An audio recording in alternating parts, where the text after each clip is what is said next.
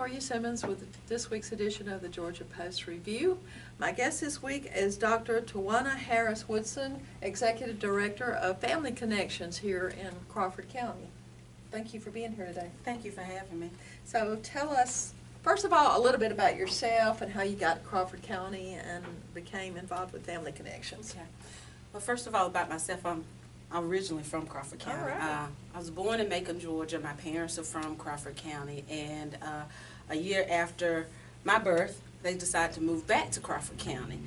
So I'm here, went to school here, graduated from here, went on to college, where I received my BS from Georgia College State University, my master's from Fort Valley State University in rehab counseling, and I received my doctorate back in 2014 in organization leadership. I have an EDD. So I, like I said, born, raised here, graduated from here, went on to work in Macon, Georgia, as well as Milledgeville, Georgia, with Oconee Regional Hospital, where in both areas I worked in the medical arena. My position there phased out, and so in 2001, so during that time, I was looking for a job, trying to find other employment because I had been laid off. And I went to an interview in Ronda Robbins, Georgia with an organization called HODAC. And there I sat down and interviewed. Everything went well.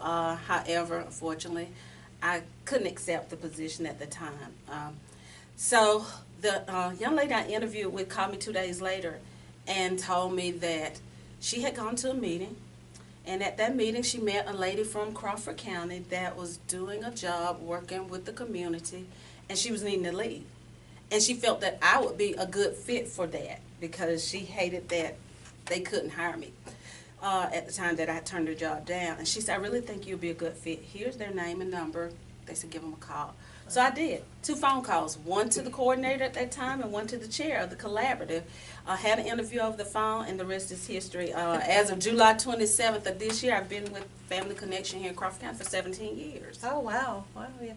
I actually worked for HODAC. Oh, okay. Yeah, for about a year. I saw the expression on your face, so I figured she must know something about HODAC. Yeah, it's no longer in existence. Right. But yeah, I enjoyed my time there. I was the marketing executive director. Yeah. So, Family Connections, tell us what it is and what you do there. Well, Family Connection, let me start going to our partnership in Atlanta. It is a collaborative organization that looks at removing the barriers and the service gaps in the communities where there's insufficiencies. And it looks at making positive, and progressive outcomes in the community. So that's our partnership. Here in Crawford County, we're a nonprofit collaborative partnership where we work with different agencies, and I say we because it encompasses all the service areas, organizations that actually provide services in Crawford County, as well as those agencies outside of Crawford County that provide services. And we all come together, and we are that big umbrella that come together to try to stop duplication of services and supporting each other in the services in which they provide, but come up with other unique initiatives that aren't here in the county to help the residents of Crawford County. Family Connection is different in each county. There's 159 counties in the state of Georgia. Family Connection exists in every county in the state of Georgia. And each county's focus and strategy is different. In Crawford County, ours is based on seeing that all our residents in Crawford County are academically successful. That's where we changed 3 years ago. When it first started in 1999 here in Crawford County, the focus was to on-time graduation, to see that students graduated on time. We haven't lost that focus. We've just added to making sure that we become more of a literate community for Crawford County, and that the residents here are academically successful regardless of age, because we do have Central Georgia Technical College here, so we do have students who are in post-secondary school as well as also adult education. So we want to make sure that we capture each one of those age groups academically. Well, I didn't realize you'd been here for 17 years. I really only knew about Family Connection maybe 5 years ago. It was the first time I really ever heard about it. So, Right. Yeah. So tell us some of the things that you do in the community. Well, some of the things we do here in Crawford County as far as the initiatives for the collaborative, as I say, is different agencies that come together. And one of our initiatives that we do is we do a back-to-school resource bash, which we have coming up on next Monday, August the 6th. And that back-to-school resource bash is where we come together. We get contribution, donation, or monetary sponsorships from different individuals or agencies or organizations, and we buy school supplies for those students. The difference in our back-to-school bash is other school bash that they do in other counties is that we don't focus on just elementary school or just middle school or high school. Regardless of what grade they're in or what age the student is, if they're doing post-secondary or their adult literacy, we also supply them with school supplies. So it's any student from Head Start to adult education, post-secondary, they'll receive those school supplies. Okay, who all do you partner with to get those supplies? Oh my goodness. We partner with Single Moms Connect. We have volunteers. We have our faith-based community. We have our civic organizations. We have AmeriGroup, WellCare, Camp Grace. We also have our chamber here in Crawford. We even have our state representatives as well as our congressman. Congressman Sanford Bishop, State Representative Robert Dickey also helps as well. We even have some of our medical insurance people, such as Moore and Associates, which does senior benefits. They help. Our school board helps as well. So there are different, and I can go on and on. Our fire department, our health department, and I can go on and on and on, but there are various numbers of agencies and organizations that all come together. Central Georgia Technical College comes in with us as well that help to make this event such a success. Okay, so it's really a community It's event. a community event, yes. We need to see a lot more of that unity in the community stuff. That's great. Yeah, and that's one of our events. And then we also have looked into doing, and we've done in the past, is a Spring into Health, which is a health fair. One of those things that we looked at in Crawford is the reason why we want to do one is our old director of Central Georgia Technical College, Mr. Marcus Earler, who's now in Putnam County, Dr. Pulaski County. Dr. Jackson here, she is now our director, and we want to keep it going is because we found that we have a large kinship program here in Crawford, which are grandparents raising their grandchildren or great-grands. So, and we found that they have health problems. So it's not just younger people that have health problems, it's also the older people who have the health problems. So we feel like if we can keep them healthy, then we might be able to keep some of our children in school more, you know, and they're not missing days because of that. What all would that be involved with? I mean, would you try to pull like health department and what else? Yes, our health department and any of our partners that provide any type of medical insurance or those people from the hospital that could also come in and that we could do glucose check, blood pressure checks as well. Our health department has done eye screenings as well as the hearing screenings when they've done it. And the people of the community as well as some of our collaborative members and partners enjoyed that because we had some people found out they had some hearing problems when that went on. So it does make a difference. Our leading partner that held that was our Hodak partner, which Hodak closed. So they're no longer in business. So now we're looking at finding another partner to lead that we can collaborate with. And we do know that there is a health fair that is coming, I think in a couple of weeks. Yeah, to the Civic Center. Civic I think. Center, yes. Yeah. So, yeah. So we're looking at possibly networking with them. Okay, well, that'd be great. So when was the last one you did? The last one we did was in 2016. Yes, it's been 2 years. Where is, do you actually have an office where somebody can walk into? If so, what are your hours? I work as an independent contractor, so I'm very rarely in that office. I work from home. However, I am down sometimes 2-3 times a week. I'm in the office. My office is located in the DFAX building, which is located on 341 North. It's 350 North Durga Avenue. I am in that office there. I'm on the side, I tell people, I'm on the side what used to be child support. That's how people remember, because it's like two buildings joined together by awning. And I'm on that side, and usually if anyone's needing to meet with me, I ask them to either give me a call or send me an email, and we schedule a time that we meet.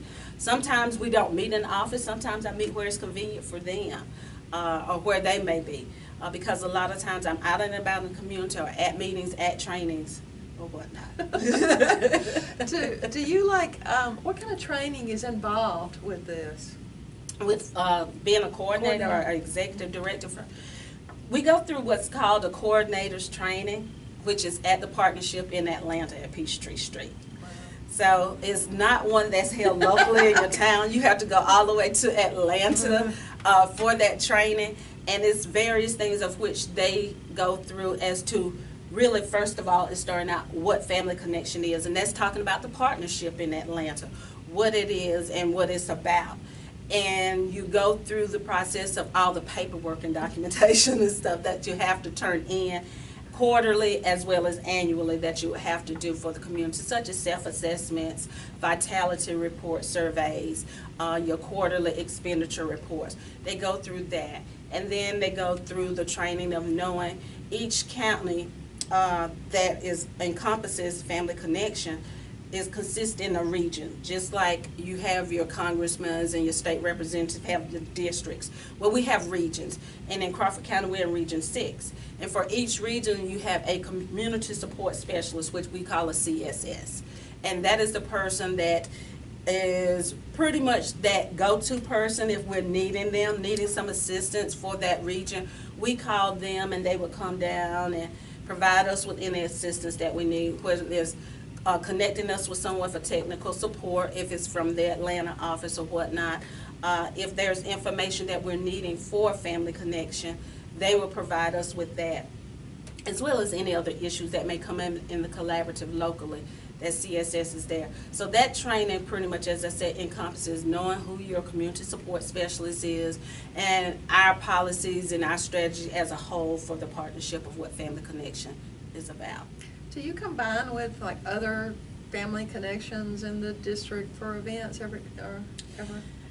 The partnership really pushes that, and that we do, see how we can connect with the other counties that are neighboring counties to you to try to see if you can come up and do something together. We try our best to do that if we can. To do that means that you're having to get with each of those partners in your county, the other executive director or coordinators getting with theirs, and we come together and sit down and try to find an initiative that maybe that we have that's similar, and that we could possibly find a central location that we could do that together. We haven't done that in Crawford here, and as far as in our region, I don't know of anyone who's done it in Region 6. However, we as a region have come together once, and we did have like a stakeholders luncheon, and we did that in Macon some years ago. And that stakeholders luncheon consists of the different partners that we have, as well as our legislators and state representatives to come together so we could let them know what we were doing in each one of the counties, but what we were trying to do as a region, because a lot of the counties share some of the same individuals, whether it's partners or representatives, state representatives, or whatnot. Where does your funding come? Where does the funding come from? Our funding is mostly private funding that our partnership pools from different private agencies, as well as some from the state. So they have to go before the state. So it is good to have a good rapport with your state representative, which we do in Crawford, knowing the need, because Representative Dickey, I remember when he first was coming aboard and he was looking at running, he knew what Family Connection was. He knew what it was about. And at that point in time, our budget had been cut because we're grant funded. So, with grant funding, it's more so cutting than increasing. So he knew about that, and the thing was that he knew that our focus is to try to improve the lives of the residents in that county. So it was really a good factor in having that rapport, as I say, with your state representatives as well as your local representatives, so they can really fight for that initiative. So we do get some state funding, but we also receive private funding, and it's all grant, as I said. If somebody wanted to get with you, how do they contact you? Well, in order to get in touch with me, I just got these new business cards, which you all have, and I included my cell phone number on there, but I do have an office number, which is 478-836-6051. You can leave a message, and I check that. And our email address for Crawford County Family Connection Incorporated here in Crawford is Crawford, C as in cat, F as in Frank, C as in cat, 99@yahoo.com. And if there's an immediate need for me, they can reach me on my cell, 478-954-8411. So I tell anybody, you can always send me an email because I'm checking my emails on a daily basis, but if it's immediate, call me on my cell. Okay. What else does somebody needs to know about Family Connection? The thing with Family Connection, I think that people really need to know is that we are a collaborative partnership that look at improving the needs in our county. And in the county, as it was done in Crawford County back in 1999 when it first was established, is that a community assessment was done, and that's how we came across about the needs as far as the education. And that even though I'm the executive director, I am the only person there that is kind of like a one staff. All the other people that make up the collaborative here are partners from those different agencies and organizations. And they're devoting and dedicating their time every other Tuesday, because we meet bi-monthly. Okay. So our next meeting will be in September. And it's always that second Tuesday of every other month at 9 o'clock, and we meet at the Board of Education office. And it's open. It's open to anyone. So anyone can come at any point in time and sit down and find out what the collaborative is about, what we are doing. And it is really a tremendous an awesome organization, and I don't say that just because, I'm the executive director. I say that from the standpoint that even if I wasn't the executive director, it would be an organization that I would be a part of, because the ability to get in there and provide for the community by working together, because that collaborative know that in order for us to make a difference, we need to collaborate and work together, and that's how we're being successful in getting things done and making a difference in the county is by collaboration, and that's what you find. And one of the things that our partners find within the collaborative is that sometimes we may have someone who's coming in from a totally different organization, and they maybe have been searching to find some type of resource or some help for the people that they're working with. And lo and behold, someone else is there, and they're sitting down talking about who they are and what they do with their organization. And before the meeting's over with, they're like, I need to see you afterward. You're the one who can help me with what I have going on. So it's really a good networking resource for people as well. People will be amazed at how many different agencies are in a county providing services, and they don't even know it. And that's the one good thing too about our back to school resource bash that we're having, is that the residents of Crawford County will get an opportunity to meet representatives from these different agencies and organizations that provide services here in Crawford County. So if someone is needing some type of service, they will actually have an opportunity to meet them and find out about them, and give their information if they're needing help or services. Wow. About how many people come through on the Back to School Bash, you think? Last year, when we're talking about residents that's come through with students, we gave out 404 backpacks last year. And we feel like for Crawford, that's really good. It is. Each year we see that our number increases anywhere from 50 to maybe 100 each year. This is our 4th year. Our first year we started out with 100. Our second year we was doing 200 and some bags. The third year it was 300. So each year it seems like it goes up 100 more. And on the day that we actually do this, we have anywhere from maybe 25 to 30 of our partners that are actually there. Not all of the people who provide a contribution, donation, or sponsorship are actively and physically there that day because they can't be. But we do a passport that the students get when they come in that has a list of everybody who has done a contribution, a donation, or a sponsorship. So they will know who has made that day possible for those students to receive those school supplies. So you give them a backpack as well? They get a backpack. Oh, yeah. Last year we had our younger kids, which are Head Start, Pre-K, and Kindergarten, get like a little pail that has like a writing, the primary writing tablets, which you don't see much now. You see the dry erase boards, so they could learn their letters. Has that, crayons, pencils, erasers, Kleenex, hand sanitizers in it.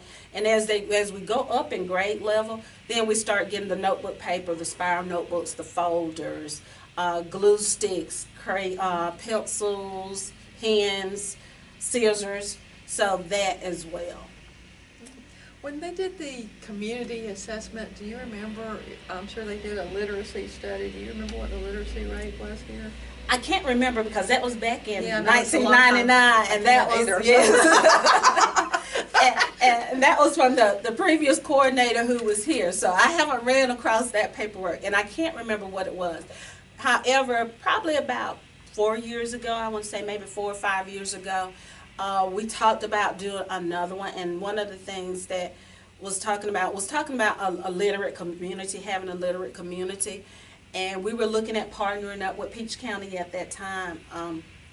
Their LEAP program? With their LEAP program. I was one of the original board members of LEAP when they first got started. So. Yes, with their LEAP program. And the director that they had over the LEAP program, I'm sorry to say, she passed away a few years ago. So that's one of the things that we have been discussing at the collaborative, is trying to come back, with that and look and discuss a literate community in Crawford County.